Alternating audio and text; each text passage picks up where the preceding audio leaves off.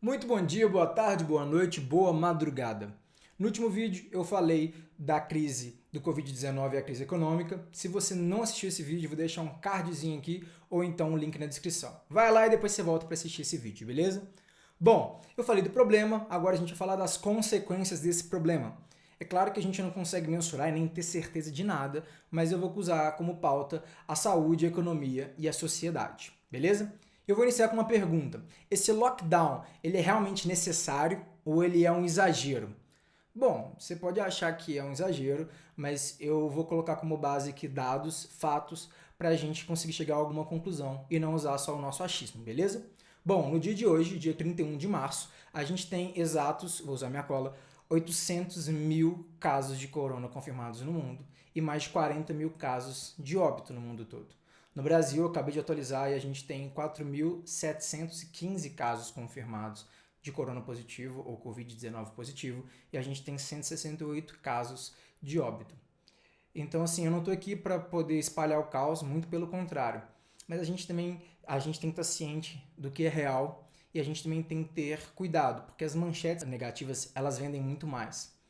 Então, eu não vou entrar no mérito aqui do governo da China, que pode manipular os dados que vão para a mídia. Eu não vou discutir aqui a respeito do Donald Trump, que vai ter as eleições dos Estados Unidos, ser positivo ou negativo. Esse não é o foco. A gente vai falar sobre os casos de fato, a gente vai falar sobre o que está acontecendo.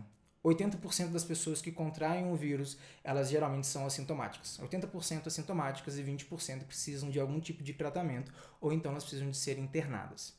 De acordo com o Centro de Controle de Doenças da China, a gente tem que 13,9% dessas pessoas elas precisam de algum tipo de auxílio, elas precisam de algum tipo de ajuda e ser internadas. Já 4,7% elas ficam em estado grave e elas precisam de ir para a UTI. E aí a gente vai para alguns números. A gente teve aí uma fala da Angela Merkel e ela falou que 70% da população, ou em algumas outras reportagens 33% da população da Alemanha, os alemães contrairiam o corona durante o tempo. Eu vou colocar aqui que 10% da população brasileira, cachorro latiu, 10% da população brasileira, ela contrai o vírus. A gente está falando de 210 milhões de pessoas no Brasil, colocando 10%, vamos arredondar para 20 milhões de pessoas contraindo o vírus. Desses 20 milhões de pessoas, se a gente pegar os mesmos 4,7%, no Brasil a gente teria aproximadamente 940 mil pessoas em estado grave. É claro, e a gente espera que realmente longe disso aconteça, os números não cheguem num valor tão alto desse, mas é só para entender a gravidade da situação. E desses números de 940 mil pessoas, a gente vai falar então dos leitos. A gente tem 25 leitos a cada 100 mil pessoas falando de UTI. Esses 25 leitos a cada 100 mil pessoas dá por volta de 52 mil leitos de UTI. 25% da população brasileira tem um plano particular, tem um convênio particular, e o restante depende da rede pública. 44% desses 52 mil leitos eles são destinados, da UTI, são destinados ao SUS. Isso dá aproximadamente 22, 23 mil leitos para a rede pública. E, assim, é óbvio que o sistema já está trabalhando no limite. A gente tem menos de 400 mil leitos, contando tudo. Contando desde da rede pública à rede privada, UTI e não. Então, assim, respondendo a pergunta, é exagero? Não, não é exagero. É necessário? Sim, é necessário, porque a gente precisa tomar essas medidas justamente para não criar o caos.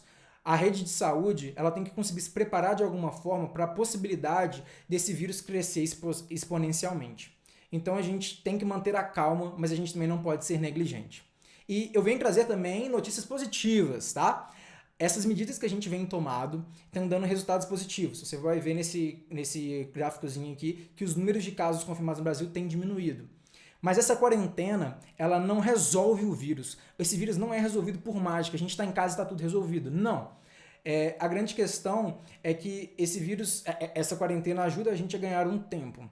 Então a ideia de voltar todo mundo, ou grande parte da população para a sociedade, vivendo sociedade em massa, com todos os hábitos normais, isso é minimamente preocupante, porque o nosso sistema ele não dá conta disso. E essa não é uma crise só do vírus, a gente está falando de uma crise econômica.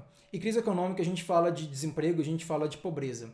De acordo com esse gráfico aqui da JP Morgan, a gente consegue ver uma curva que mostra quanto tempo uma empresa, os negócios conseguem sobreviver sem ter caixa. Isso não dá nem 3 meses. E assim, a gente falando do Brasil, a gente consegue ver que uma crise econômica gera desemprego, gera pobreza, gera doenças, gera não só frustrações, mas destrói muitas vezes o futuro de muitas empresas, de muitas pessoas, de muitas famílias. Então assim, o caos, ele pode realmente acontecer numa crise desse tamanho. E de acordo com esse gráfico aqui, mais de 3 milhões de americanos foram desempregados, são novos desempregados diante dessa crise. E o cenário do Brasil não está caminhando para ser algo diferente disso. Então a grande questão é, como que a gente reduz esse vírus, a gente diminui, a gente minimiza esse vírus e a gente também não entra nesse caos econômico? Bom, essa resposta eu não sei o que dizer, ela é a pergunta de 1 bilhão, 1 trilhão de dólares, sei lá como é que a gente consegue mensurar isso. A segunda grande questão é que a gente não pode negligenciar nenhum dos dois pontos. Eles são realmente verdades, a gente tem que encarar com muita seriedade. E além disso, gera uma nova consequência. E essa consequência perante tudo isso é você. O próximo vídeo vai ser para abordar exatamente isso. É exclusivamente para falar sobre as consequências e tudo que isso pode impactar na sua vida.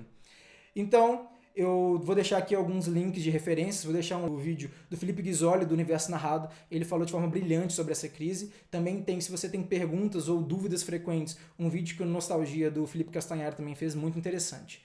E é isso, te vejo no próximo vídeo, eu sou Giovanni Vilela e é nóis.